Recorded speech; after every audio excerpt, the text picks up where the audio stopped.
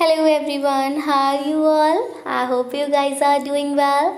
So guys, after a very long time, welcome back to our channel and start करेंगे अपना आज का session. तो आज के सेशन में हम लोग डिस्कस करने वाले हैं आपके यूजीसी नेट जेआरएफ एग्ज़ाम के लिए प्रीवियस ईयर क्वेश्चंस को। प्रीवियस ईयर क्वेश्चंस आपके एग्ज़ाम में आपके लिए बहुत ज़्यादा हेल्पफुल रहते हैं। तो आज के सेशन में प्रीवियस ईयर के क्वेश्चंस को ही डिस्कस करेंगे। तो सेशन आपके लिए बहुत ज़्यादा इंपॉर्टेंट रहने वाला है, तो वीडियो को विदाउट स्किप किए लास्ट तक ज़रूर देखें ताकि आपसे कोई भी इंपॉर्टेंट क्वेश्चन आप पर मिस ना हो।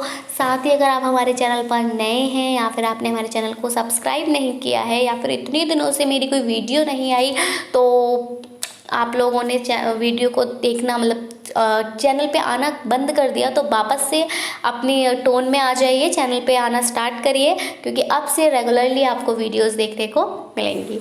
तो चलिए स्टार्ट करेंगे अपना आज का session and start with question number 1। तो क्वेश्चन नंबर 1 की अगर हम बात करें तो यहाँ हमसे पूछा है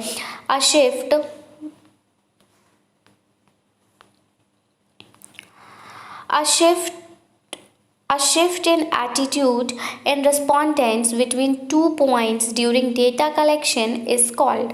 आपसे पूछा है कि एक जो ये शिफ्ट होती है, अगर हम बात करें 2 पॉइंट्स के बीच में जब हम डेटा को कलेक्ट कर रहे होते हैं, उसको क्या कहा जाता है।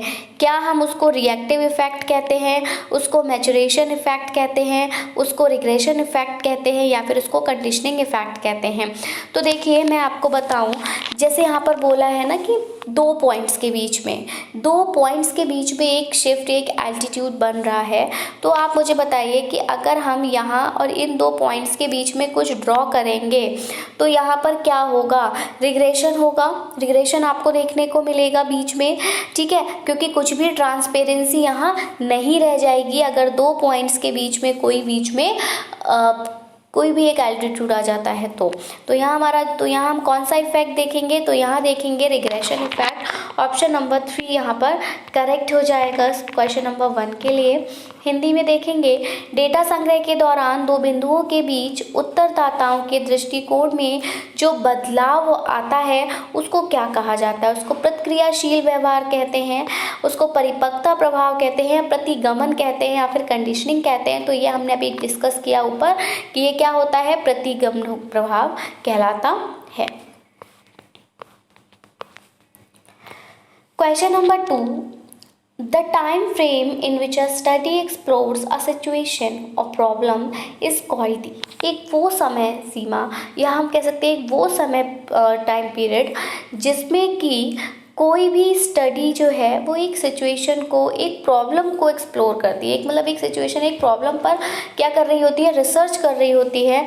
उस टाइम पीरियड को हम क्या कहते हैं, उसको हम रेफरेंस पीरियड कहते हैं, एज कहते हैं, लॉन्गिट्यूडनल कहते हैं, या फिर रेट्रोस्पेक्टिव टाइम कहते हैं। तो अगर हम बात करें कि उस टाइम पीरियड की जहाँ आप किसी भी सिचुएशन को, किसी भी प्रॉब्लम के बारे में अगर आप रिसर्च कर रहे हैं, तो वो आपका क्या कहलाता है, रेफरेंस पीरियड कहलाता है। क्या कहलाता है, reference period.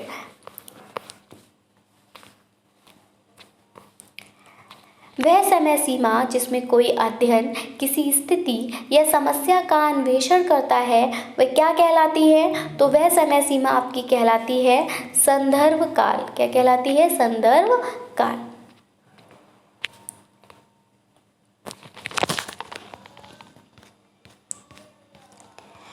Question number 3 of the session says that the major characteristic of correlation analysis is to seek out। अगर हम बात करें कोरिलेशन एनालिसिस की, तो कोरिलेशन एनालिसिस के समय पर जो मेजर कैरेक्टरिस्टिक या महत्वपूर्ण विशेषता जो होती है वो क्या होती है कि आप डिफरेंसेस को देखें वेरिएबल्स के बीच में, या फिर आप वेरिएशंस देखें कि क्या वेरिएशंस आ रही हैं वेरिएबल्स में, या फिर एसोसिएशन देखा जाएगा अमंग वेरिएबल्स, या फिर रिग्रेशन देखा जाएगा अमंग वेरिएबल्स। तो देखिए जब बात आ रही है कोरिलेशन की, किसकी बात आ रही है, बात आ रही है कोरिलेशन की। इट मीन्स यहाँ पर क्या हो रहा है, रिलेट कर रहे हैं हम। तो जब हम किसी भी चीज़ को करेंगे रिलेट, तो हमें यहाँ पर क्या करना होगा, क्या करना होगा, एसोसिएशन करना होगा। जब आप किसी भी दो चीज़ों को आपस में रिलेट करते हैं तो उनको क्या करते हैं, आप एसोसिएट करते हैं। तो यहाँ पर हम क्या करेंगे, यहाँ पर आप वेरिएबल्स में एसोसिएशन देखेंगे। क्या देखेंगे, एसोसिएशन अमंग वेरिएबल्स। सहसंबंध विश्लेषण की प्रमुख विशेषता तलाश करना है क्या, कि चरों के बीच आप अंतर देख रहे हैं, बिल्कुल नहीं। चरों के बीच आप भिन्नताएं देखेंगे, नहीं। जब बात आ रही है सहसंबंध की तो संबंध, तो आप चरों के बीच में क्या देखेंगे, संबंध स्थापित करेंगे। Which of the learner characteristic will influence his her perspective in a course of study? देखिए 3 क्वेश्चन जो अभी हमने अब डिस्कस किए थे वो आपके रिसर्च एप्टीट्यूड से थे, और अब हम जो क्वेश्चन डिस्कस कर रहे हैं ये आपका टीचिंग एप्टीट्यूड से। तो क्वेश्चन को भी समझने की कोशिश किया करिए कि बेसिकली क्वेश्चंस जो है वो आपके किस यूनिट से हैं, ताकि उनको आपको किस वे में आंसर करना है। अब जब टीचिंग एप्टीट्यूड की बात आएगी तो यहाँ पर तो आप अपना कॉमन सेंस का ही यूज़ करेंगे। तो यहाँ पर आपको कुछ कैरेक्टरिस्टिक्स प्रोवाइडेड हैं, ठीक है, ऑप्शंस अभी मैं आपको शो करूँगी। तो यहाँ आपसे ये पूछ लिया है कि इनमें से कौन सी लर्नर्स की कैरेक्टरिस्टिक्स है जो आपके अधिगम करता है, जो लर्नर्स हैं उनकी क्या विशेषताएं हैं जो कि प्रभाव डालेंगी उनके कोर्स ऑफ स्टडी के पर्सपेक्टिव में, ठीक है। तो लर्नर की कमिटमेंट, अगर आप कुछ भी मतलब कहीं भी आप अधिगम कर रहे हैं तो उस अधिगम पर प्रभाव लर्नर के कमिटमेंट का पड़ेगा, पेरेंट्स के इंटरेस्ट का पड़ेगा कि पेरेंट्स कितना इंटरेस्ट रख रहे हैं लर्नर में, प्रायर नॉलेज पे पड़ेगा लर्नर की से पड़ेगा, या फिर skill of the learner in the concern area, जिस भी एरिया में वो वर्क कर रहा है उस एरिया में उसकी स्किल क्या है, इसका प्रभाव पड़ेगा। तो देखिए अगर हम बात करें लर्नर्स की कैरेक्टरिस्टिक्स की जो कि प्रभाव डालेंगी कोर्स ऑफ स्टडी के पर्सपेक्टिव पे, तो सबसे पहला जो यहाँ पर स्टेटमेंट 1 जो है लर्नर्स कमिटमेंट, ये बिल्कुल सही रहेगा, क्योंकि लर्नर्स कमिटमेंट मीन्स कि लर्नर जो है जो अधिगम करता है उसने बोला कि उसने अपनी तरफ से एक कमिटमेंट दी कि I have to clear the exam with the first division, या फिर वो कह सकता है कि मैं क्लास में फर्स्ट स्टैंड करूँगा, मतलब फर्स्ट रैंक लाऊंगा, क्लास में लाऊंगा, मतलब आउट ऑफ द यूनिवर्सिटी लाऊंगा एंड ऑल। तो ये उसकी कमिटमेंट है। तो जब वो कमिटमेंट करेगा तो वो उस अकॉर्डिंग उसी दिशा में, उसी डायरेक्शन में अपनी स्टडी को आगे कंटिन्यू करेगा और उसी अकॉर्डिंग अपना जो है वो टाइम टेबल या कुछ भी आप कह सकते हो उसको मेंटेन करते हुए चलेगा, एक बैलेंस मेंटेन करते हुए चलेगा। तो लर्नर की कमिटमेंट बिल्कुल प्रभाव डालेगी स्टडी पर। दूसरा, पेरेंट का इंटरेस्ट इन द लर्नर में पेरेंट्स इंटरेस्ट रखते हैं, उससे लर्नर की कोर्स स्टडी पर कोई भी प्रभाव नहीं पड़ता है। लर्नर में उसके पेरेंट्स बहुत ज़्यादा इंटरेस्टेड है, लेकिन पढ़ेगा तो लर्नर, पेरेंट्स के इंटरेस्ट का क्या, पेरेंट्स अगर बहुत ज़्यादा प्यार करेंगे तो ये जो है ये क्या है, ये आपका अदर पर्सपेक्टिव है, ठीक है, अदर एस्पेक्ट है लाइफ का, ये आपकी टीचिंग लर्निंग प्रोसेस में कोई भी इंपॉर्टेंट रोल प्ले नहीं करता है। Prior knowledge of the learner, बिल्कुल लर्नर जो अधिगम करता है, जो लर्नर है उसके पास अपना पूर्व ज्ञान क्या है, उसके पास अपने प्रायर एक्सपीरियंसेस क्या है, वो मैटर करेंगे। कि मान लीजिए हम बच्चे को पढ़ा रहे हैं वर्ड्स, तो बच्चे को पता होना चाहिए, हम जानेंगे कि बच्चा वर्ड्स के बारे में बेसिकली जानता क्या है, तो बच्चा बताएगा कि मैम वर्ड्स जो होते हैं उनके पास विंग्स होते हैं, वो उड़ सकते हैं, ठीक है। बाकी फिर आप उनको आगे जब वो इतना बताएंगे कि वर्ड्स उनके अकॉर्डिंग क्या होते हैं, वर्ड्स वो होते हैं जो उड़ सकते हैं, तो अब आप उनको आगे इसके साथ कंटिन्यू करेंगे। तो प्रायर एक्सपीरियंस लर्नर का इफेक्ट डालता है उसकी स्टडी पे, और साथ ही जो स्किल होती है लर्नर की कंसर्न एरिया में वो भी। तो हमारा यहाँ पे statement 1st, 3rd and 4th सही जा रहा है, ठीक है। बाकी दूसरा आ गया आपका 5th स्टेटमेंट कह रहा है कि family size of the learner, तो चाहे फैमिली लर्नर की बड़ी हो या छोटी हो, उससे भी उसकी स्टडी पर कोई भी प्रभाव देखने को नहीं मिलेगा। सोशियो इकोनॉमिक बैकग्राउंड, बच्चा चाहे रिच हो या फिर आप कह सकते हो पुअर हो, मिडिल क्लास हो, उसका भी कोई भी प्रभाव बच्चे की पढ़ाई पर पड़ने वाला नहीं है। तो यहाँ हमारा जो करेक्ट आंसर जाएगा that goes with hair option number 1, that is 1st, 3rd and 4th। Clear. Hindi में देखेंगे, अध्ययन के दौरान शिक्षार्थी की कौन सी विशेषताएं उसके दृष्टिकोण को प्रभावित करेंगी? शिक्षार्थी की प्रतिबद्धता, माता पिता की शिक्षार्थी में रुचि, शिक्षार्थी का पूर्व ज्ञान, संबंधित क्षेत्र में शिक्षार्थी का कौशल, शिक्षार्थी के परिवार का आकार, या फिर जिस परिवार से शिक्षार्थी संबंधित है उसकी सामाजिक आर्थिक पृष्ठभूमि। तो यहाँ हमारे कौन कौन से फैक्ट्स मतलब कौन कौन से जो कैरेक्टरिस्टिक्स हैं वो प्रभाव डालेंगे? शिक्षार्थी की प्रतिबद्धता डालेगी, माता पिता की शिक्षार्थी में रुचि नहीं, शिक्षार्थी का पूर्व ज्ञान बिल्कुल, और संबंधित क्षेत्र में शिक्षार्थी का कौशल क्या है। तो यहाँ हमारा जो करेक्ट आंसर जाएगा here goes with option number 1, that is first, third and fourth. Clear? Next question number 5, the performance of a student is compared with another student in which type of testing? हम किस type के test में किसी एक बच्चे की performance को दूसरे बच्चे की परफॉर्मेंस के साथ में कंपेयर करते हैं? क्राइटेरियन रेफरेंस टेस्टिंग में हम ऐसा करेंगे। तो क्राइटेरियन रेफरेंस टेस्टिंग में हम कभी भी किसी भी एक स्टूडेंट की परफॉर्मेंस को दूसरे स्टूडेंट की परफॉर्मेंस के साथ कंपेयर नहीं करते हैं। हम बेसिकली इतना कह सकते हैं कि क्राइटेरियन रेफरेंस टेस्टिंग में हम कंपैरिजन नहीं करते हैं, यहाँ कोई भी कंपैरिजन देखने को नहीं मिलता। डायग्नोस्टिक टेस्टिंग में आप क्या करते हो? डायग्नोस करते हो, प्रॉब्लम का कारण का पता लगाते हो, तो यहाँ पर भी कंपैरिजन की कोई बात नहीं हो रही है। दूसरा जो आता है आपका दैट इज समेटिव टेस्टिंग। तो समेटिव टेस्टिंग में आप बच्चे का ओवरऑल देखते हैं कि ओवरऑल जो आपने पढ़ाया था उसको उसने कितना गेन किया, आप उसका इवैल्यूएशन यहाँ पर करते हैं। यहाँ पर भी आप कंपैरिजन नहीं करते। तो कंपैरिजन कहाँ होता है? तो कंपैरिजन जो होते हैं ये नॉर्म रेफरेंस टेस्टिंग में किए जाते हैं, जब आप कोई भी एक पर्टिकुलर नॉर्म से रिलेटेड टेस्टिंग करते हैं। सो ऑप्शन नंबर 4 जो है वो यहाँ पर करेक्ट हो जाएगा। किस प्रकार के परीक्षण में एक छात्र के प्रदर्शन की तुलना दूसरे छात्र से की जाती है? मानदंड संदर्भित परीक्षण, नैदानिक परीक्षण, योगात्मक परीक्षण, या फिर मानक संदर्भित परीक्षण? तो यहाँ हमारा जो करेक्ट आंसर जा रहा है that goes with option number 4, that is मानक संदर्भित परीक्षण। Clear? Next, from the list given below, identify those which are called non-probability sampling procedures. तो नॉन प्रोबेबिलिटी सैम्पलिंग प्रोसीजर्स हम लोग ऑलरेडी डिस्कस कर चुके हैं। तो यहाँ पर आपसे पूछा है, यहाँ पर एक लिस्ट दी हुई है, इस पर आपको सिंपल रैंडम सैम्पलिंग दी है, डायमेंशनल सैम्पलिंग दी हुई है, स्नोबॉल सैम्पलिंग दी है, क्लस्टर सैम्पलिंग दी है, कोटा सैम्पलिंग दी है और स्ट्रैटिफाइड सैम्पलिंग दी है। और आपसे पूछा है कि नॉन प्रोबेबिलिटी सैम्पलिंग में क्या क्या आता है। तो सिंपल रैंडम सैम्पलिंग में क्या होगा कि रैंडमली आपको कुछ भी ग्रुप्स दिए हुए हैं, कोई भी डेटा आपको दिया है, उस डेटा में से आप रैंडमली सिलेक्ट कर रहे हो, तो वो आपका सिंपल रैंडम सैम्पलिंग में आएगा। और यहाँ पर एक संभावनाएं रहेंगी कि या तो अगर मान लीजिए कि 2 टाइप्स ऑफ कार्ड्स हैं, ब्लैक और वाइट हैं, और आपसे बोला आप रैंडमली सिलेक्ट करिए, तो या तो आपके हाथ में वाइट आएगा या फिर ब्लैक आएगा।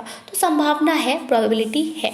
ठीक है, तो यहाँ हमसे बात कही जा रही है कि हमें नॉन प्रोबेबिलिटी सैम्पलिंग प्रोसेस बताने हैं, इसलिए यहाँ पर सिंपल रैंडम सैम्पलिंग जो है वो आपकी नॉन प्रोबेबिलिटी सैम्पलिंग में नहीं आती है।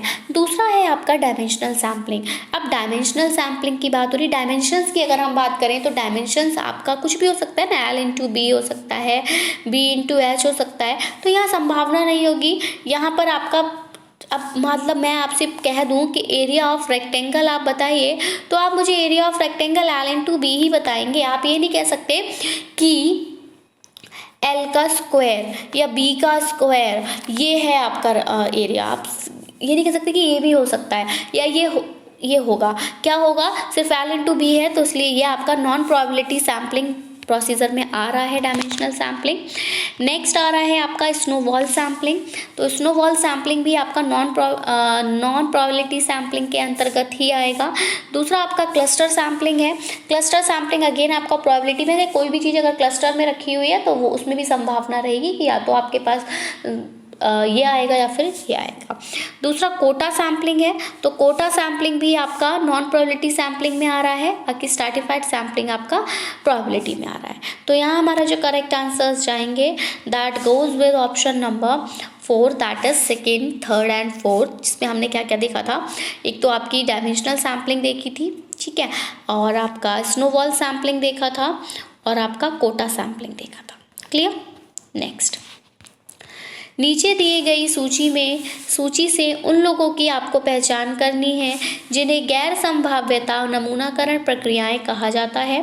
सरल यादृच्छिक नमूनाकरण नहीं, आयामी नमूनाकरण यस, स्नोबॉल नमूनाकरण बिल्कुल, क्लस्टर नो, कोटा यस। तो हमारा जो करेक्ट आंसर जाएगा goes with option number 4, that is second, third and fifth. Clear? Question number 7. The conceptual framework in which a research is conducted is called a। एक framework जिसमें कि आपकी research को conduct कराया जाता है उसको आप क्या कहते हो? सिनॉप्सिस ऑफ रिसर्च कहते हो, उसको एक रिसर्च डिज़ाइन बोलते हैं, या फिर उसको हम रिसर्च हाइपोथेसिस कहेंगे, या हम रिसर्च पैराडिग्म कहेंगे। तो अगर मैं आपसे बात करूँ फोटो फ्रेम की, तो आप मुझे क्या आंसर दोगे कि फोटो फ्रेम क्या होता है? फोटो फ्रेम में आप अपने फोटो को क्या करते हो? इंसर्ट करते हो। अब वो जो फोटो फ्रेम है, क्या इसमें आपको डिज़ाइंस देखने को मिलती हैं? बिल्कुल देखने को मिलती हैं। Photo frame can be circular also, it can be in square form also, it can be in rectangle dimension also। तो इसके अलग अलग शेप्स होंगे। तो यहाँ पे हमें फोटो फ्रेम में क्या देखने को मिलेगी? डिज़ाइन देखने को मिलेगी। इसी से हम कनेक्ट करेंगे कि जो कंसेप्चुअल फ्रेमवर्क होगा जिसमें कि हम रिसर्च को कंडक्ट करेंगे वो आपका रिसर्च डिज़ाइन कहलाएगा। ऑप्शन नंबर 2 जो वो यहाँ पर करेक्ट हो जाएगा। वह वैचारिक ढांचा जिसमें कोई शोध किया जाता है वह क्या कहलाता है? तो वह आपका डिज़ाइन कहलाता है। Which of the following is an example of a maximum performance test? Maximum performance test का एग्जाम्पल इनमें से कौन सा होगा? Personality test, projective personality test. तो पर्सनालिटी टेस्ट नहीं होगा, तो इसीलिए प्रोजेक्टिव पर्सनालिटी टेस्ट भी नहीं होगा, क्योंकि बात आपसे पूछी जा रही है कि मैक्सिमम सबसे ज़्यादातर परफॉर्मेंस टेस्ट क्या है? Aptitude test. तो यस, यही टेस्ट होते हैं आपके। ठीक है, यहीं से आपका परफॉर्मेंस जो है वो पूरा क्या कर लिया जाता है? मेज़र कर लिया जाता है, इवैल्यूएट कर लिया जाता है कि आपकी ओवरऑल पर्सनालिटी यहाँ से झलक जाती है एप्टीट्यूड टेस्ट के थ्रू। सो ऑप्शन नंबर 3 यहाँ पर करेक्ट हो जाएगा। हिंदी में देखेंगे, निम्नलिखित में से कौन सा अधिकतम प्रदर्शन परीक्षण का उदाहरण है? व्यक्तित्व नो, प्रक्षेपी व्यक्तित्व नहीं, योग्यता परीक्षण बिल्कुल। ऑप्शन नंबर 3 दैट इज योग्यता परीक्षण।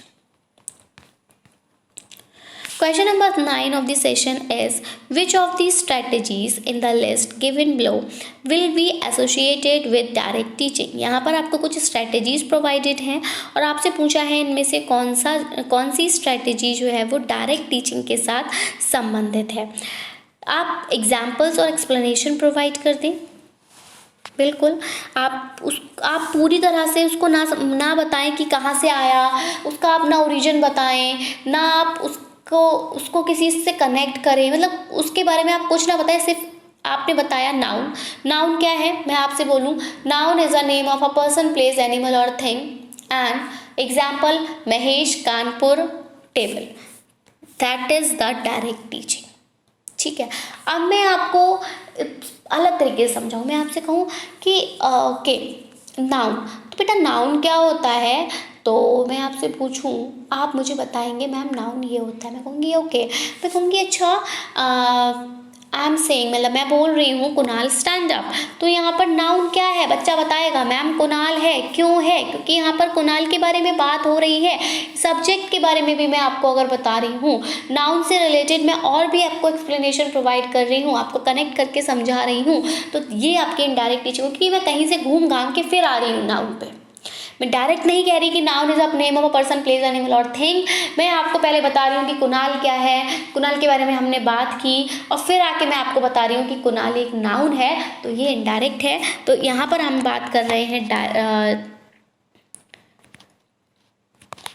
डायरेक्ट की, तो प्रोवाइडिंग एग्जाम्पल्स और एक्सप्लेनेशन डायरेक्ट में आएगा। प्रमोटिंग इंक्वायरी, अगर आप इंक्वायरी कर रहे हो तो इंक्वायरी को भी आप डायरेक्ट टीचिंग में नहीं ला सकते, इनडायरेक्ट ही होगा। ठीक है, इनडायरेक्टली आप निकलवाना चाह रहे हो कुछ भी जो आप चाह रहे हो इन्फॉर्मेशन। ठीक है, फोकसिंग ऑन कंसेप्ट, आप कंसेप्ट पर फोकस करा रहे हो तो ये भी आपका इनडायरेक्ट ही है।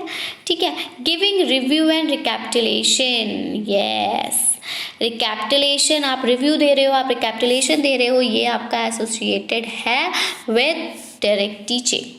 And ovarian practice and feedback, ovarian practice and feedback, बिल्कुल ये भी करेक्ट है। And problem raising and problem solving ये नहीं है, क्योंकि यहाँ पे तो आप इनडायरेक्ट वे ही यूज़ करने वाले हैं। तो यहाँ हमारा जो करेक्ट आंसर जाएगा that is first, fourth and fifth, and it is here in option number 3। नीचे दी गई सूची में कौन सी रणनीतियाँ प्रत्यक्ष शिक्षण से जुड़ी होंगी? उदाहरण और स्पष्टीकरण प्रदान करना, पूछताछ को बढ़ावा देना, अवधारणाओं पर ध्यान केंद्रित करना, समीक्षा और पुनरावृत्ति देना। तो बिल्कुल पहला तो उदाहरण और स्पष्टीकरण प्रदान करना, दूसरा आपका समीक्षा और पुनरावृत्ति देना, और अभ्यास और फीडबैक को प्रमोट करना। क्लियर? सो यहाँ हमारा जो करेक्ट आंसर जाएगा गोज विद ऑप्शन नंबर 3। देखेंगे सेशन का last question, and it is from the list given below identify those questions which are called process rather than content based question. इनमें से कौन से क्वेश्चंस को आप प्रोसेस कहेंगे, प्रक्रिया कहेंगे, जिसको आप कंटेंट बेस्ड क्वेश्चंस नहीं कह सकते? तो कन्वर्जेंट क्वेश्चंस जो होते हैं, कन्वर्जेंट क्वेश्चंस को आप प्रोसेस कहेंगे? बिल्कुल नहीं कहेंगे। कन्वर्जेंट क्वेश्चंस का मतलब क्या है कि आप अलग अलग सोर्सेज से आके एक जगह इकट्ठे हो रहे हो, दैट इज कॉल्ड कन्वर्जेंट। ठीक है, तो ये कोई भी प्रोसेस नहीं है, ये कंटेंट बेस्ड क्वेश्चन है। ठीक, डाइवर्जेंट क्वेश्चंस, बिल्कुल आपको मैंने एक पॉइंट दे दिया, यहाँ से आप डाइवर्स कर गए, इसका आप अलग अलग एस्पेक्ट में आंसर कर रहे हो। ठीक है, तो यह डाइवर्जेंट क्वेश्चंस जो होंगे वो क्वेश्चंस आपके प्रोसेस होंगे, कंटेंट बेस्ड क्वेश्चन नहीं होंगे। फैक्ट बेस्ड क्वेश्चंस, अब फैक्ट बेस्ड क्वेश्चंस भी आपके प्रोसेसेस में ही आएंगे बिल्कुल, और concept based question. Open questions जो हैं और क्लोज्ड क्वेश्चंस जो हैं ये आपके प्रोसेस में नहीं आएंगे। तो हमारा जो करेक्ट आंसर जाएगा here goes with option number 4, that is second, third and fifth. क्या है? Second, third and fifth. एक बार फिर से देख लेंगे स्टेटमेंट। फिफ्थ में आपके ओपन क्वेश्चंस हैं, सेकेंड, थर्ड में फैक्ट बेस्ड क्वेश्चंस हैं, एंड डाइवर्जेंट क्वेश्चंस। हिंदी में भी देखेंगे। नीचे दी गई सूची में उन प्रश्नों की आपको पहचान करनी है जिन्हें सामग्री आधारित प्रश्नों के बजाय प्रक्रिया कहा जाता है। तो अभिसारी प्रश्न नहीं, भिन्न प्रश्न। तो भिन्न प्रश्न, यहाँ पे डाइवर्जेंट को भिन्न कह दिया है। ठीक है, इसको हम अपसारी कहेंगे। तथ्य आधारित, तो तथ्य आधारित और आपके खुले प्रश्न जिनका आप कोई सीमा ही नहीं है, आप कितना भी आंसर कर सकते हो। सो यहाँ हमारा जो करेक्ट आंसर जाएगा goes with option number 4, that is second, third and fifth.